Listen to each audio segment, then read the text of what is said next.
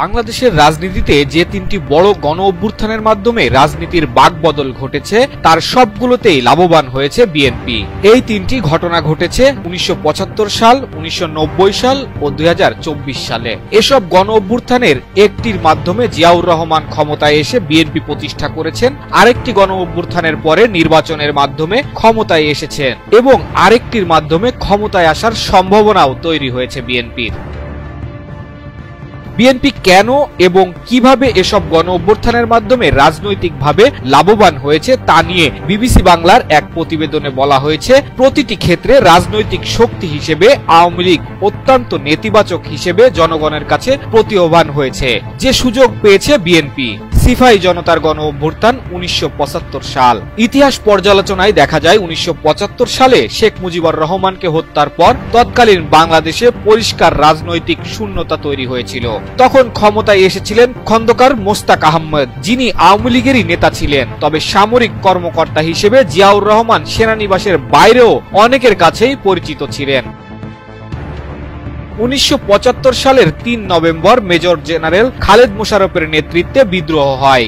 ৭ই নভেম্বর দেশের বিভিন্ন সেনা ছাউনি থেকে সৈন্যরা ঢাকায় এসে পৌঁছায় এবং তাদের সাথে স্বতঃস্ফূর্তভাবে হাজার হাজার জনতা যোগ দেয়।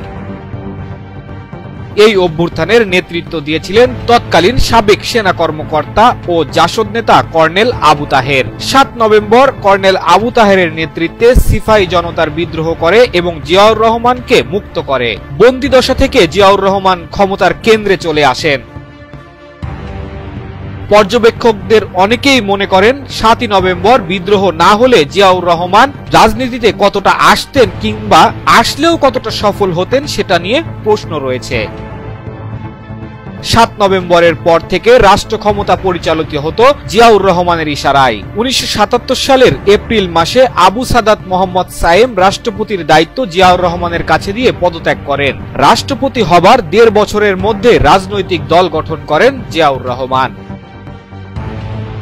গণ অভ্যুত্থান ১৯৯০ সাল। ১৯৮০ দশকের তৎকালীন সামরিক শাসক এইচ.এম. এরশাদকে ক্ষমতা থেকে সরানোর জন্য আওয়ামী লীগ ও বিএনপি একত্রিত হয়ে আন্দোলন করে।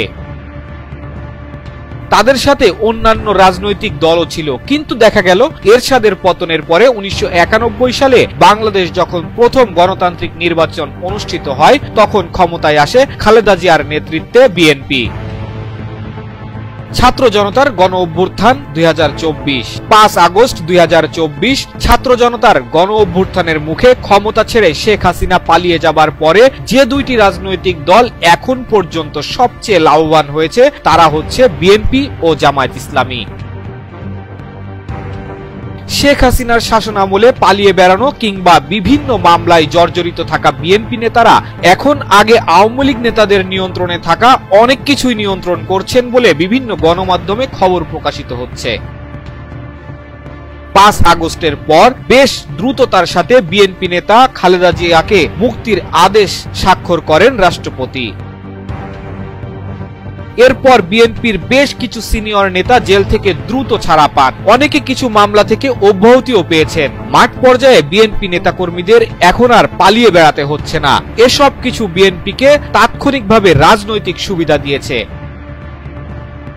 বিশ্লেষকরা মনে করেন বিএনপি এবং আওয়ামী লীগের বাইরে যদি আরেকটি কার্যকরী শক্তি থাকতো তাহলে বিএনপি হয়তো এই সুবিধা আর পেত না।